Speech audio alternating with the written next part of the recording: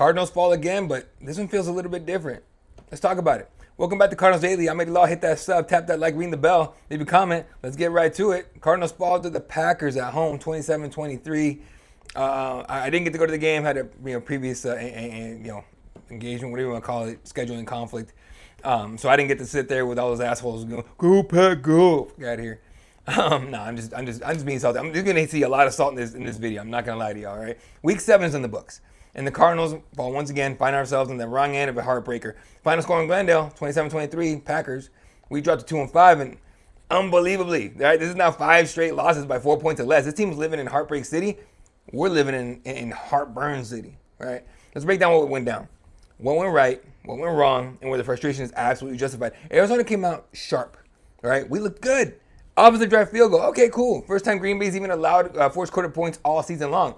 Great. Jacoby Brissett starting again for Kyler Murray, dealing early, wheeling and dealing, right? Just taking what the defense gives him. Trey McBride was cooking. 2 touchdowns on the day, right? He had a great 15-yard catch with 7 seconds left in the first half to make it 13-3. That was dope. And at that point, State Farm Stadium was exploding. Now you could hear, normally when you watch on TV, especially against teams like the Green Bay, like Kansas City and other ones, and other places, because these away fans pack them up because they move here from the cities that they live at, they allegedly love, but somehow they move over here. Get out of here. No, I'm just messing with y'all. But usually, they drown everybody out. Didn't hear it that much early on, right?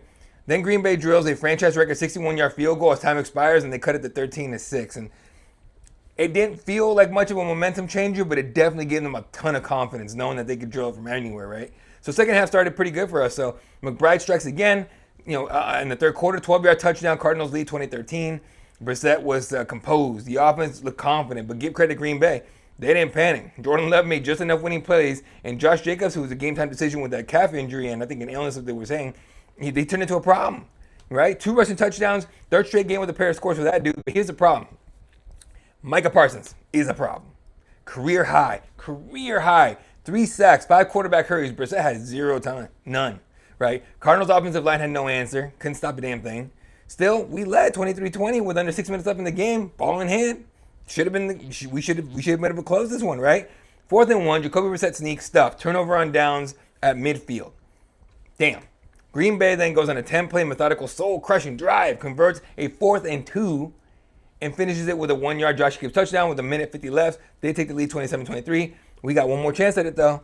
That was enough time to make a run here. We get down 4. We get into the red zone with Brissett. We had a shot at it, right? Marvin Harrison Jr. and McBride were right there in the end zone with 6 seconds left, but just couldn't come up with it. Game time. That's 5 straight losses by, I think, like 13 points total, which is embarrassing, but only 2 other teams in NFL history have done that before. The 2017 49ers and the 1984 Browns. We're in elite company of suffering, folks. The Browns is enough to do it, but that 2017 Niners, damn. So, look, this team fights.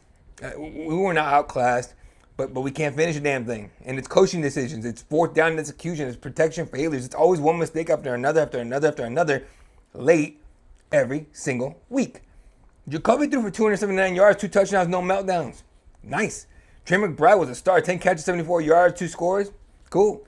But until this team learns how to close the game at the end, we're going to keep living in pain. That's how it goes. So we fought a 2-5, and week 9 suddenly, to me at least, feels like desperation mode. So now, why does this loss feel different than the other 4? Let me explain. One name, Jacoby Brissett. When things were going well, Jacoby was even-keeled, focused, composed, no emotion whatsoever. When things went wrong, Jacoby Brissett was even-keeled, composed, no emotion whatsoever. Do you get what I'm saying? Why do I point that out? Because the team fed off of that. Attitude reflects leadership. And these guys have brought into what Jacoby brings to the quarterback position, right? The team did not panic. They did not quit. Not like they seemingly do every single game other than in every other game. That says a lot more about Kyler Murray than this is Jacoby. Look, Jonathan Vilma, former Hurricane linebacker, Saints legend, was on the call for this one. And he mentioned something about Brissett that said a lot more about Kyler than Jacoby, too. Vilma pointed out that Brissett stays after practice offering to throw to any receivers that want some extra work. He stays at every practice and does it. Apparently, all the wide receivers stay after to get some work with Brissett. Apparently, and Vilma tried to hold back a little bit, saying, I'm not saying Kyler doesn't do it, but apparently Kyler doesn't do it. Because Kyler will have way better chemistry with receivers the way Brissett does. How the hell does Brissett come in as a backup and have way better chemistry with these guys, right? It cannot be ignored. He has the flow all day. The chemistry, and more importantly, he gives him a chance to catch the ball. Brissett threw the ball to Marvin Harrison Jr. multiple times on one-on-ones, and he was covered, and he still gave him a shot because this is our wide receiver one. We drafted top 4 in the draft. He was supposed to be that dude. Kyler hasn't given him a chance to be that dude. Kyler doesn't throw the ball to him almost at all. Sometimes even when he's wide open, he doesn't throw the ball, right? So, look, come week 9 against the Cowboys, who do you think should start? Healthy or not, I don't want Kyler anywhere near the quarterback starting position. I want Jacoby Brissett leading these troops because that's a tough game. Because best case scenario, Kyler sees how it's done and learns from it. Worst case, we lose again. But as much as I hate losing, we're 2-5. The hell's the difference between 2-5 and 2-6? You know what I'm saying? Like, I feel if Jacoby had been starting, and I'm not saying, look, hindsight's 2020. We did not know ahead of time he's gonna be able to play like this, right? I thought for sure he's gonna give us, if he had to come in, he'd spell Kyler for a little bit and be all right. But you argued he could have won obviously his last 2 games. But again, those mistakes at the very end, lost us both games. But I just think maybe if Kyler got hurt before the season started and Jacoby started, we might be 6-0, maybe 5-1. Yeah, or 5-6-1. You know what I mean, like, things might be better. But that's just at this point, that's just fan fiction type of deal. It is what it is. Now, something that happened today at the press conference afterwards was kind of surprising for me. So, Gannon spoke to the media following the loss and gave an answer I think shows the first time he's been honest with us ever in terms of speaking to the public, right? It seems like he's looking inward now that we're 2-5. Let me explain. So, Gannon was asked by one of the ESPN journalists. He was asked what he thinks needs to change after our 5th straight loss by such a small margin. At first, he answered with that BS coach speak garbage. Play better, coach better. All right, whatever. Then, for some reason, it's almost like he just said what was in his head. He said, quote, and I have the quote here. There's no magical answer. I understand the question. You're right. We got to look. 7 games in, we'll do a deep dive, and we got to get it corrected. And that's every losing coach, I'm sure, stands up here and says the same shit. But until we do it, that's going to keep happening, end quote. Finally, now you're going to look inside. Okay, great. Let's look at everything. He continues saying that he believes in the people that we have, and he had to clear up if he meant coaches and players. He said, quote, absolutely, everybody in that locker room. And it's hard. They're down. They're disappointed people. They want to point blame and tell everybody what's wrong and we can't do this, we can't do that, we can't play, we can't coach.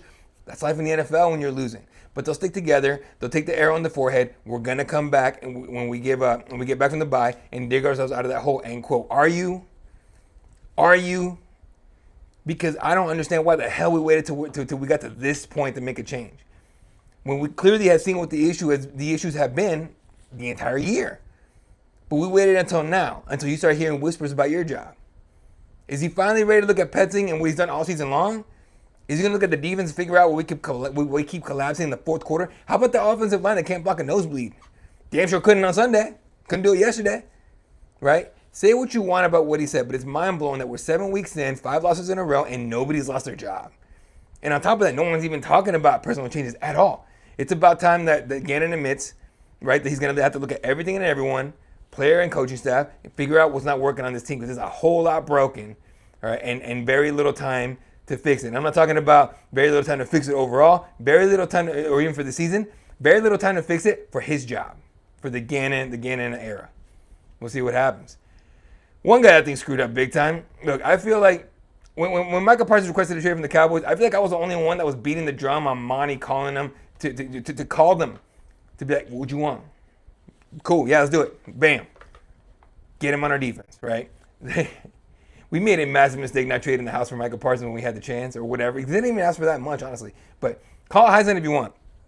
But when you watch what he just did to us on Sunday in Week 7, it's unforgivable. It's roster malpractice, right? Parsons didn't just disrupt. He personally wrecked the Cardinals offense and altered the entire outcome of the game, as a great defender should. Let's get the receipts on what went down.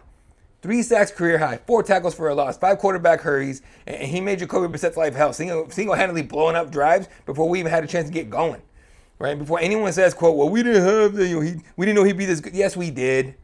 The guy was labeled a generation defender before he even declared for the draft when he was coming out of, I think it was Penn State. So, and look, this Cardinals team, we have a defense that can't close the door on anybody. A pass rusher that evaporates in the fourth quarter. Absolutely, we should have been on the phone moving head and nerves to pair Parsons with this young core, right?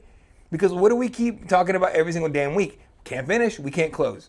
right? We don't have a game wrecker. Micah Parsons is the definition of a game-wrecking closer. Look at every elite team in today's NFL. They all have a tone setter. Now, I'm not calling the Browns elite, but they got Myles Garrett. If we had Myles Garrett, we're elite defense. TJ Watt, say what you want. When that guy's in the game, you have a chance to stop people.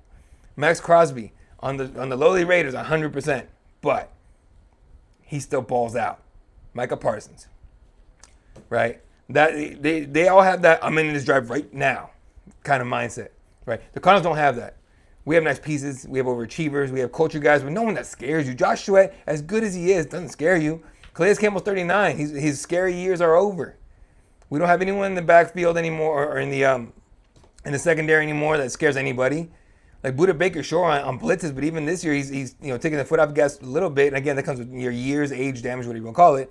And we got corners that are yet way too young to be that guy, right? That was on full display yesterday. Okay, we had that 23-20 lead with under 6 minutes left, right? A guy like Micah Parsons on our defense would have slammed that door shut, but here we let Jordan Love walk, just take a stroll down the field with his offense. Yeah, all right, we'll score. Why not end this game? Parsons, he was doing the exact opposite on the other sideline, creating complete chaos for our offense. So you see a difference now, right? One team is Micah Parsons and the other one doesn't. One team wins ugly. One team loses close games every single week. This comes down to front office philosophy in my mind. I don't care how many draft picks you stockpile. They mean jack squat if you don't land one of these guys. These rare, game-changing forces in nature type of guys, and Parsons was right there, right? You don't pass on that dude to draft future depth. You don't go, oh, well, we'll address the edge rusher in a round or two or later on. No, you get it done. You go get the alien. That's how it works. That was the philosophy put in for Kyler. Fortunately, he ain't no alien. Turns out he's just a toddler in stature and in attitude. All right. Now we're watching consequences in real time. Okay, 5 straight losses, all by 4 points or less. One guy to close the game flips at least half those results to wins, if not all of them. Right. Parsons is literally that guy, and we let him go to the Packers. All right. So yeah, look, mark it down. Cardinals didn't just miss out. We fail philosophically. And in a league full of killers, you don't win by being solid or competitive. You win by having dogs. You win by having dogs. Micah Parsons is the dog.